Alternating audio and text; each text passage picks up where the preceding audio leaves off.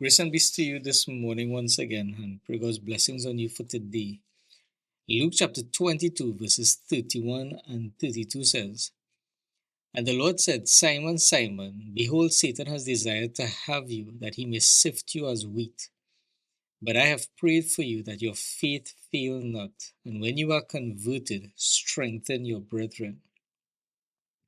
Jesus told Peter that Satan wanted to have access to all the disciples so that he could sift them like wheat. The word sift there is, many of us are probably familiar with that, but they did it a little different in their time. After they harvest the wheat, they would beat the wheat to take out some of the harder, unwanted products. And after they beat the wheat, which means they put the wheat through some difficult process, then they would take whatever remains and that they will sift in a sieve or a sieve, as some of us say. And then they will be able to get the final product that they could use to make flour and other things. But it's not simply putting it in a sieve.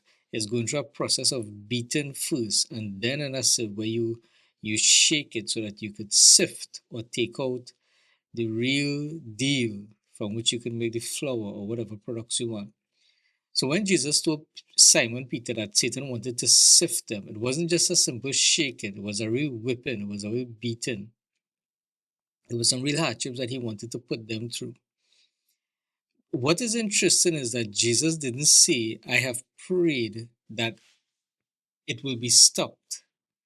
Jesus didn't mention to Peter that he will pray that this sifting will stop or that it will not happen.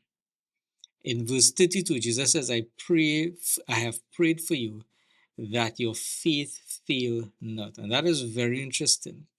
The focus of Jesus' prayer was the faith that Peter had, and by extension, the rest of the disciples. He wasn't focused on praying that the sifting wouldn't even take place in the first place. Jesus didn't say, I am going to pray so that you will not be sifted. He was basically telling Peter, I will allow you to be sifted, you and all the disciples. I will allow you to go through hardships.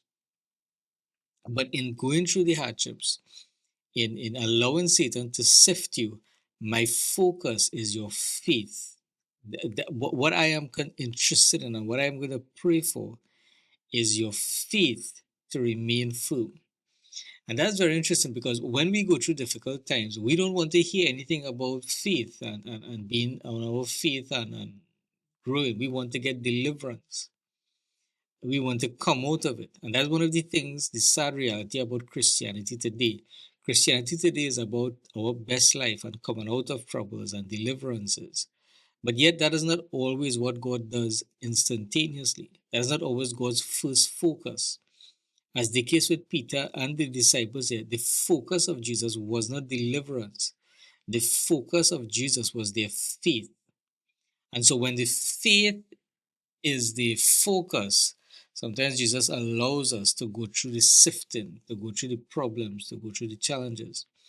The word faith there in the Greek, it actually means persuasion or confidence or something that we are sure about.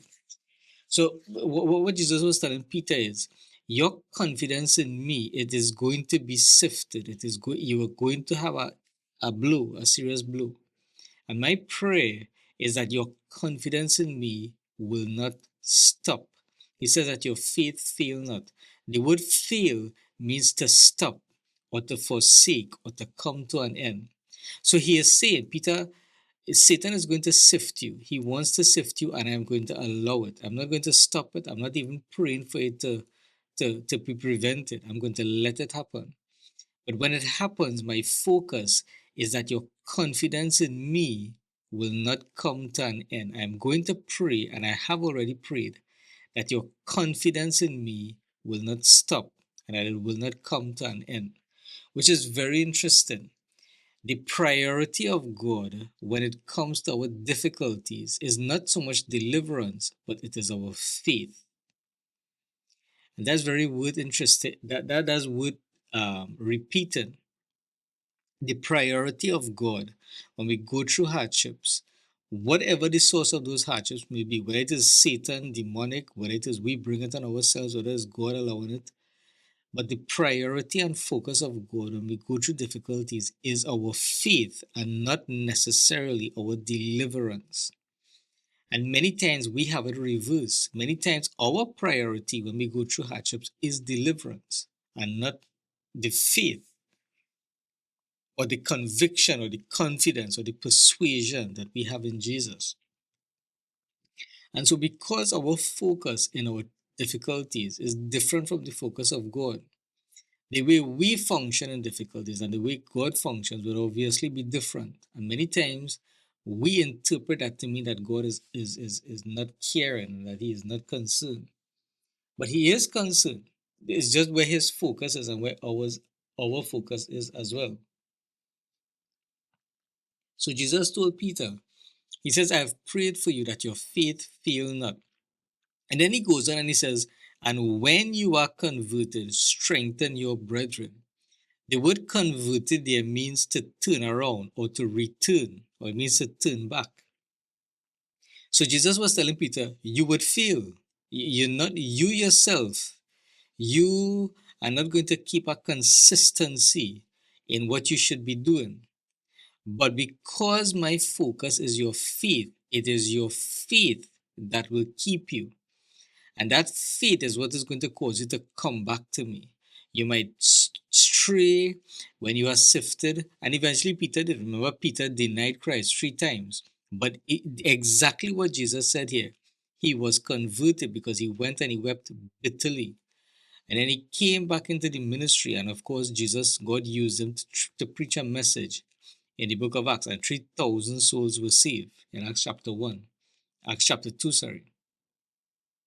So he told Peter, when you are converted, the word converted means when you come back, when you return. So he was telling Peter, Peter, you're going to stray. You're not going to be consistent here with me. You are going to stray and you are going to leave me for a while. You're going to not leave me, but you are going to stray away a bit. But he says, not only will you stray, but you will return. And when you return, strengthen your brethren. In other words, the rest of them, give them help when you come back. But the reason why Jesus could be confident that Peter will come back is because his focus was Peter's faith. I pray that your faith fail not. In other words, that your confidence in me will not stop, that it wouldn't come to an end, but that you will come back and you will keep your faith and your confidence in me. And so when we are sifted, and we will be sifted, it was not only the disciples, but this example in Luke is telling us that God will allow us to be sifted as well. And when you are sifted, and when Satan puts you some difficult hardships and God allows it, the focus that we have or should have in that time is not the deliverance instantaneously, but the faith that we have. We need to focus on our faith. The main focus of God through our hardships is the consistency of our faith. And that should be our focus as well. And again, faith means our persuasion or our confidence in Jesus Christ. And so the main focus we should have when we go through hardships should be the consistency of our faith, the consistency of our confidence in Christ and not falling away. This is, I mean, it is easy for us to say, but when we go through challenges, it's difficult many times, especially when the challenges go on and on and on, and they just keep extending on and on. It's difficult to maintain that faith, that consistency of faith. But this is what is required. And that's why we need to depend on the Lord for His help. But the focus for us this morning is you and I will be sifted. We will go through some battering and opposition from Satan. But the focus, the main focus we need to have through all of that is the consistency of our faith. And we need to pray that for ourselves, that our own faith do not fail. We need to pray that for other people, that their faith will not fail. And that even if they falter, even if they drift away, that their faith would be maintained and restored so that they could be converted, so that they would come back. And so I pray that this is a blessing and a help to you. And until the next time, take care and stay strong.